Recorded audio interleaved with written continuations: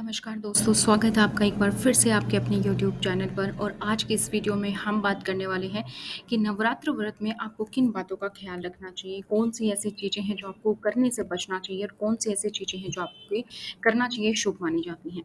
तो कहा जाता है कि नवरात्र के पवित्र दिनों में जो भक्त संपूर्ण श्रद्धा और नियमों से पूजा पाठ करता है, माँ भगवती उसे सौभाग्य और आरोग्य का आशीर्वाद देती है।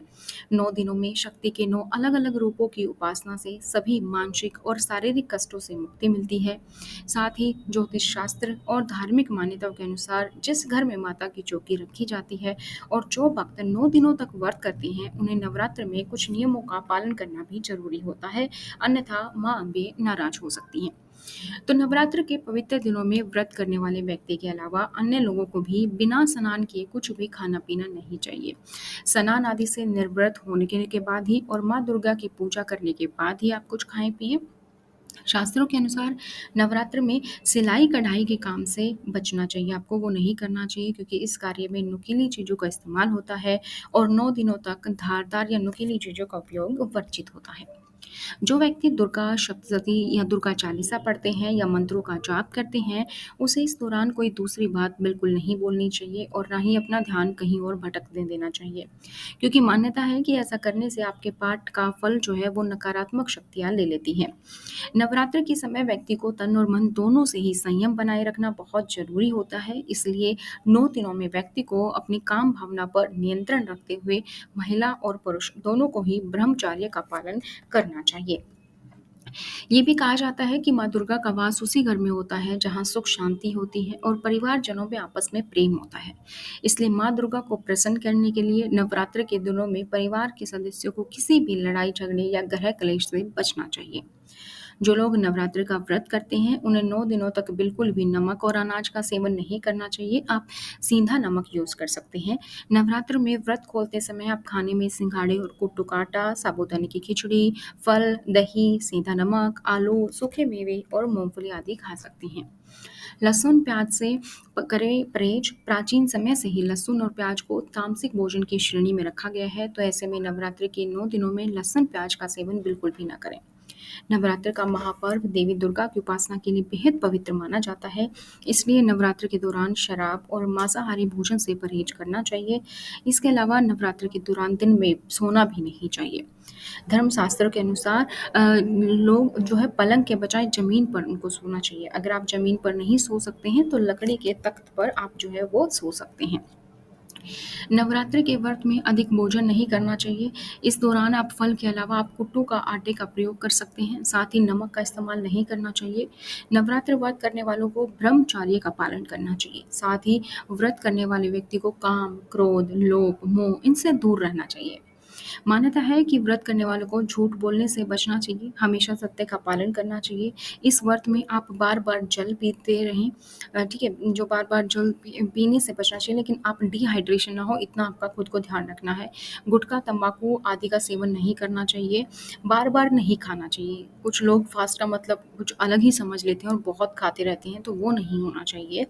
नवरात्र व्रत करने वालों को जातक को 9 दिनों तक माँ दुर्गा की उपासना तो करनी ही चाहिए, साथ ही अपने इष्ट देव का भी ध्यान जरूर करना चाहिए। नवरात्र के समय में बाल, दाढ़ी, नाखून आदि को काटना नहीं चाहिए, इनसे बचना चाहिए। साथ ही चमड़े की वस्तु जैसे कि बेल्ट, जूते, पर्स इनका इस्तेमाल नहीं करना चाहिए। अगर आपने अखंड ज्योति लगाई है तो घर को कभी भी खाली नहीं छोड़नी चाहिए, हमेशा किसी न किसी की उपस्थिति होना आवश्यक है। नवरात्र के उपवास करना एक आम रस्म है, इसलिए खुद को भूखा नहीं रखना चाहिए, जिससे कि इसका स्वास्थ्य पर असर पड़े। दिन भर में आप छोटे-छोटे भोजन कर सकते हैं, लेकिन जैसे कि मैंने आपको पहले ही बताया बहुत ज़्यादा भी ना करें, लेकिन इतना कि हाँ, आपका पेट भर सके। चैत्र नवरात्र के प्रथम दिन यानी कि चैत्र शुक्ल प्रतिपदा को कलश स्थापना या घट स्थापना करनी चाहिए। कलश स्थापना के साथ हम माँ दुर्गा का आह्वान करते हैं ताकि माँ दुर्गा हमारे घर पधारे और 9 दिनों तक हम उनकी विधि विधान से पूजा करें। कलश के पास एक पात्र में मिट्टी भरकर उसमें जौ बोने चाहिए। कुछ लोग सिर्फ शारदीय नवरात्र में बोते हैं, जबकि कुछ लोग चैत और शारदीय दोनों में बोते हैं।